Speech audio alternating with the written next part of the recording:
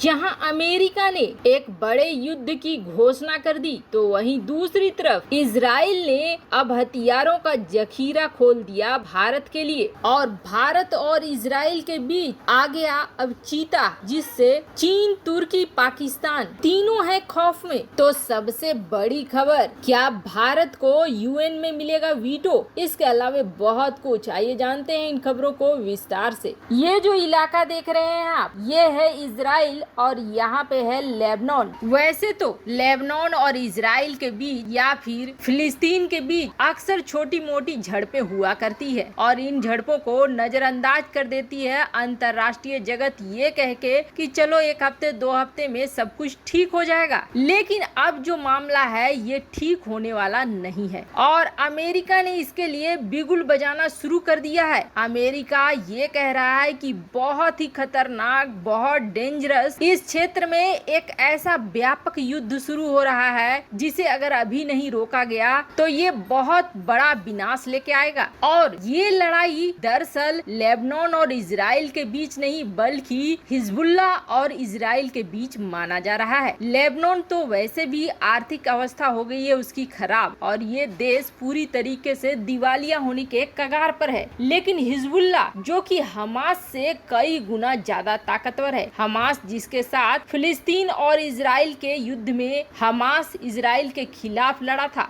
और हमास के लड़ाके जिस तरीके से परेशान करते हैं इजराइल को, अब उसकी ताकत में आप इजाफा समझ लीजिए 10-20 गुना ज्यादा हो, वो है हिजबुल्लाह। हिजबुल्लाह अभी के समय में सबसे ताकतवर बन चुका है और इजराइल इसे खतरनाक मानता है। ऐसा इसलिए क्योंकि हिजबुल्लाह के सोवियत संघ के समय के हथियार हैं और ये ऐसे हथियार है जो छोटे मोटे हथियार नहीं है बल्कि एंटी एयरक्राफ्ट गन है, तोहफे हैं, मिसाइलें, एंटी डिफेंस सिस्टम है। ये ऐसी चीजें हैं जिसकी वजह से लेबनान के सीमा से दूर रहकर ही इजराइल कोई भी वार करता है, बहुत आसानी से अपने एयरक्राफ्ट को भेजकर आग लगा देगा, धूम धड़ाके कर देगा। ऐसी संभावना लेबनान के केस में सिर्फ हिजबुल्लाह के कारण नहीं कर पाता है इजराइल। यहाँ तक कि इजराइल तो ईरान से भी बड़ा खतरा हिजबुल्लाह को मानता है। इस हिजबुल्लाह को वैसे तो ये लेबनान में स्थित है लेकिन समर्थन इसे लगभग सभी शेख देशों का, सभी अरब देशों का है। यहाँ तक कि ईरान का भी इसे पुरजोर समर्थन है। लेबनान की सेना दिवालिया की स्थिति में है लेकिन लेबनान के अंदर रहता हुआ ये हिजबुल्लाह काफी ताकतवर है और अपनी सैन्य संगठन, हथियारों के मामले में भी लेबनान की सेना से आगे निकल चुका है। अब जो छोटी मोटी झड़पें हुआ करती थी इजराइल और लेबनान के बीच, अब लेबनान ने अपनी सेना हटा लिया है बल्कि अब यहाँ हिजबुल्लाह ने न सिर्फ जिम्मेदारी ले ली है बल्कि 10 रॉकेट दनादन दाग दिए हैं इजरायली क्षेत्र में। हालांकि आयरन ड्रोम ने इन सारे रॉकेटों को मार गिराया है और अब अमेरिका की तरफ से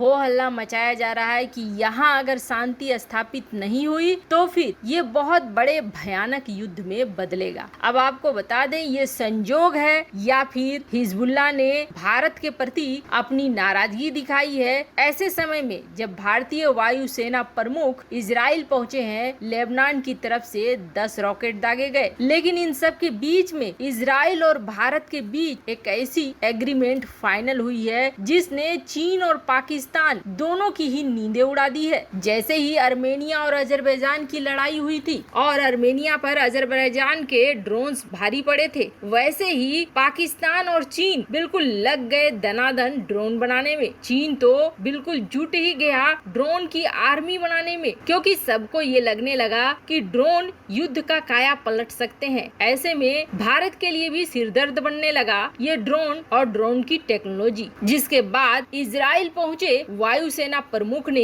एक ऐसी डील की जिस डील के तहत भारत के जितने भी अपग्रेड होने लायक ड्रोन हैं जो भारत ने खरीदा है इजराइल से, उन्हें अपग्रेड किया जाएगा और वहीं हेरोन ड्रोन को मिसाइलों से लैस किया जाएगा। और इतना ही नहीं, इजराइल से भारत खरीदेगा 100 और हेरोन ड्रोन्स और वो भी बिल्कुल मिसाइलों के साथ जो खास तौर पर लगाए जाएंगे चीन की सीमा पर, चीन के ऊपर एक्शन लेने के लिए। आपको बता दें पहली बार पाकिस्तान में तहलका तब मचा था जब भारत के पास इजराइल की सर्चर ड्रोन थी और ये सर्चर ड्रोन पाकिस्तानी सीमा के अंदर घुस गई थी जिसके बाद ये छोटी सी ड्रोन को पाकिस्तानी सेना ने मार गिराया था और तब उन्हें पता चला था कि ये तो इजराइल में बनी हुई है। जिसके बाद हंगामा मच गया था पाकिस्तान में कि भारत और इजराइल के बीच अब आर्म्स समझौते हो रहे हैं। लेकिन इस समझौते से तो पाकिस्तान की नींद वैसे ही उड़ गई है। चीन के लिए सबसे बड़ी समस्या खड़ी हो गई है क्योंकि भारत में इजरायली हथियार काफी बड़ी संख्या में आ रहे हैं और इजरायली हथियार एक ऐसे हथियार है जिनको युद्ध में बहुत ही अच्छे तरीके से परखा जा चुका है, जिनमें से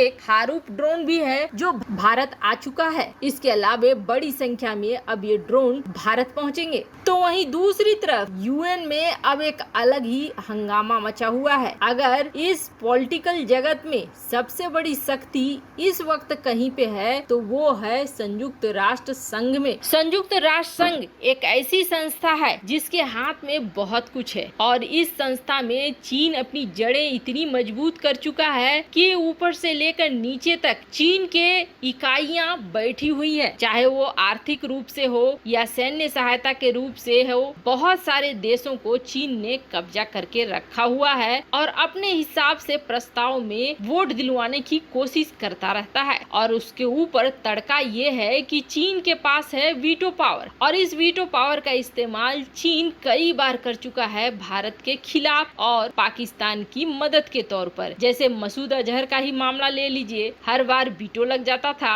ऐसी कई चीजें चीन कर चुका है अपने वीटो को लेकर। तो इस संस्था में भी सबसे बड़ी पावर वाली चीज कुछ है तो वो है वीटो, जो सिर्फ 5 देशों के पास है। भारत काफी लंबे समय से इस वीटो को, इस पावर को हासिल करना चाहता है और चीन लंबे समय से इस पावर को भारत को देना नहीं चाहता है। लेकिन अब भारत, जापान, ब्राजील जैसे देशों को परमानेंट मेंबर बनने का प्रस्ताव बहुत तेज हो गया है। अब इसके लिए अमेरिका ने भी 2 बातें कही है। एक तो अमेरिका ने ये कहा है कि हम भारत को परमानेंट मेंबर के रूप में देखना चाहते हैं और भारत में इसकी योग्यता है, लेकिन हम नहीं चाहते हैं कि जो वीटो पावर है वो 5 देशों के अलावे किसी और देश के पास जाए। अब आप सोचेंगे कि चीन के पास वीटो है तो फिर अमेरिका खुश है, लेकिन भारत के पास वीटो आने से इतना ज्यादा खफा क्यों है? तो सबसे बड़ी बात ये है कि भारत को पहले यूएन में घुसना है। एक बार परमानेंट मेंबर के तौर पर घुस जाए उसके बाद भारत इस बात को बड़े आराम से उठा सकता है कि जब बाकी परमानेंट मेंबर को वीटो मिले हैं, हम नए परमानेंट मेंबर को वीटो क्यों नहीं मिले हैं? या तो सबसे वीटो छीनो या फिर जितने भी परमानेंट मेंबर हैं उन सबको वीटो दो।